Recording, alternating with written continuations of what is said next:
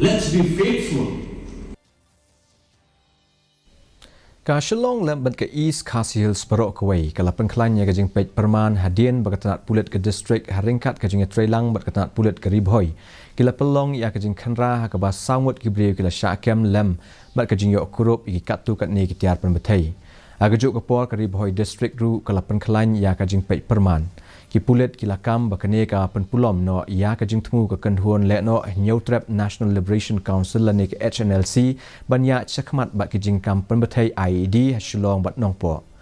Superintendent of Police ke East KHASI Hills Rituraj Ravi ulaong ba kala Pynkhlaiñ ya ki bo pahara hasor nakaliang ki pulit kila shem ya barok kila jingada ban Pynkhlaiñ ya ke Jingpeit Pyrman ha barok kiliang ha keleng ke sor bat ha keleng ke district ula kerpat lagi pait ba bakin om kulmar jengmut bat lada kelap ya kinu ki breu ki ba ipher ha kayat ke yang jongki kata ki dei ban pentep marmar syaki pulit.